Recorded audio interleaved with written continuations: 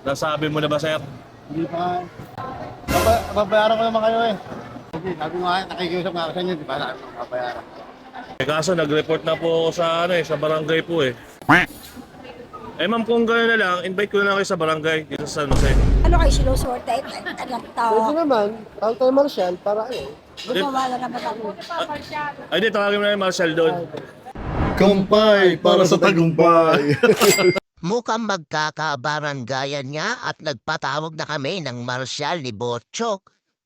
Kaya ngayong araw, samahan niyo kami ni Botchok pumunta sa malinis naming palengke dito sa Balanga, Bataan. Mukhang mapapalaban niya kami ni Botchok ngayong araw na to dahil mukhang masungit niya si Madam.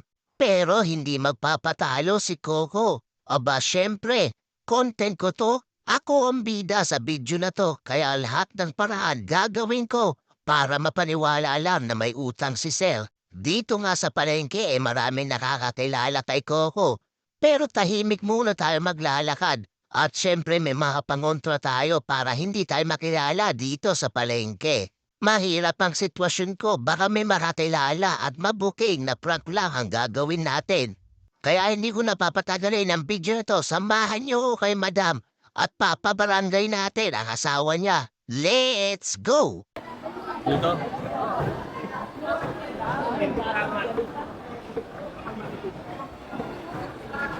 Dito ba yan? Yes, sir. Dito ba?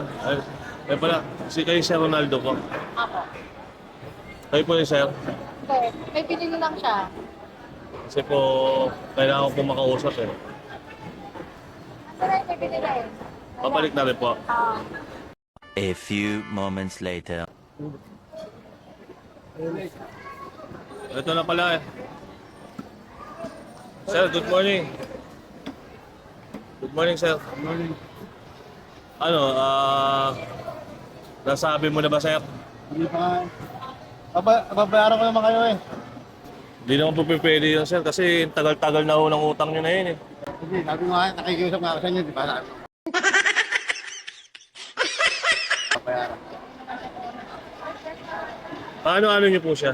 Tawa ko siya. Ma'am, alam niyo po bang nakairam po siya sa amin?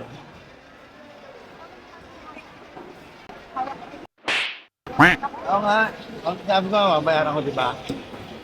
Nakikiusap ako sa inyo, babayaran ko. Kaso nag-report na po ako sa sa barangay po eh.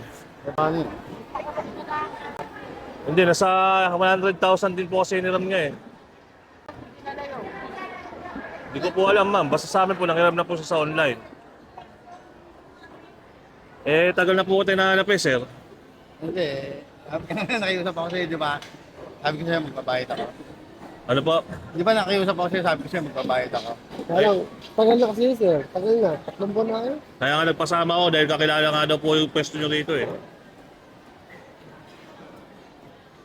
Paano yun, ma'am, yung ginawa? Paano kaya ginawa ang utang ng asawa nyo, ma'am? Total, nandito naman po kayo. Bakit? Bakit ko may utang? Ano po, ma'am? Ma'am, di po ako aalis dito hanggat hindi po nababayaran yan. Paano yan, sir? Kaya, makikiusap na lang ako ulit sa inyo.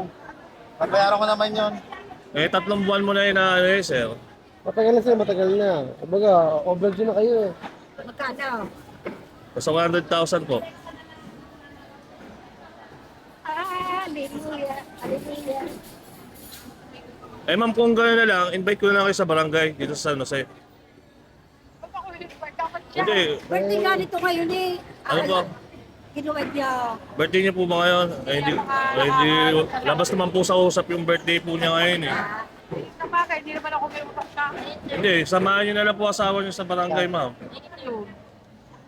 Kailangan nandun po kasi kayo, ma'am. Kaya anak niya, sama niya. Kayo po yung anak. Ayan, ako yan. Paano kaya yun? Pwede ba, huwag na natin parang atingin ng barangay. Mabayad naman ako sa inyo. Magbabayad kayo, Pwede ka sir. na. Hindi, kahit mag-down na lang po kayo, ma'am, ng 50,000. Ano kayo sinusorte? Anak Pwede tao. naman, tawag tayo Marshall para ano. Gumawa na naman ako. Ay, di, tawagin mo na yung Marshall doon. yung kabila doon para maganda yung usap natin. Pasensya ka naman. Utang ko nga yun, matagal na yun. Hindi ka pa nakakatustos ng kasalanan mo sa ako. Kakasakit lang dito ha, Eh, ka-hospital. hindi nyo ba alam, ma'am? Wala po kayong alam. Wala akong alam sa ginagawa niyan. Wala po pala alam. Hindi ko kanya sabi sa kanya. Pasensya ka na. Ay, gano'n lang. Ay, usapin na natin yung Marshall. Diyan. Kailangan pa mong paratingin sa Marshall. Pa-Marshall nyo na lang, mas maganda pa. O baka may maisasanla kayo, sir. If ever, kung wala Yan, yung turtur sa sanda mo. Kasi kaluluwa mo sa sanda mo. wala po ba kayo alam, ma'am? Kaya mo na siya. Hindi ba hindi mo sinasabi? Ikulong mo yun na lang. Ano ba? Ikulong mo yun na lang. Hindi yung pwede, makipag-usap muna ho sila sa Marshall eh. Kaya Para sabi ko, mabayaran ko na nga lang. sigurado po. Ulog-ulugan ko na lang. Baka biglang himatayin daw. Hindi pa pwede. Nababati nga lang namin ngayon eh. So yan, ibibidyo ko na lang kayo, ma'am, tsaka sir, para siguradong ano, yung sa utang mo. Para may proof din ako na nagpunta ako rito. Hindi, kasama kayo, ma'am, asawa kayo eh. Kaya takbo mo na ako. Sige, ma'am. Birthday niyo po ba ngayon, ma'am? Muling tanggapin, muling mahalin, di kakayanin, ika'y mawala sa aking piling.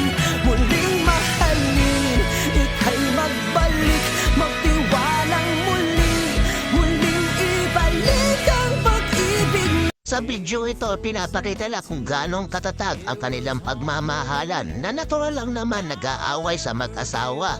Alam naman natin sa sarili natin na lagi tama ang babae, kaya ang mga lalaki ang nanunuyo lagi sa mga babae. Kaya sa mga kalalakihan dyan, wag niyo nang awayin ang mga babae dahil alam naman natin na tayo ang laging mali. Deep inside, kita ko naman ang kilig ni Madam pero ayaw niya nakipakita dito sa social media. Siyempre nahihiya siya. Mukhang hindi sanay si Madam.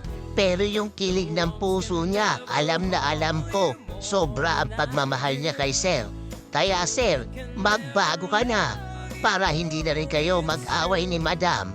Dahil sa ginawa mo Sir, marami na namang lalaking manunuyo ng asawa na hindi pa rin pinapatawad. Balik ka Brad ko nga pala si Sir dahil isa siyang twiskil yun. Pasensya ka na, hindi kita matawag na tol. Baka makahalata si Madam. Sa mga kalalakihan na nakagawa ng kasalanan at hindi kayo mapatawad ng mga misis nyo o girlfriend nyo, ano pa inaantay nyo? Mag-book lang kay Coco sa Bataan Trusted Delivery sa Facebook. Kung nagustuhan nyo ang video na to, mag-like naman kayo at mag-comment para malaman ko kung saan umabot ang video na to. Kaya hanggang dito na lang, hanggang sa muli. And to God be the glory.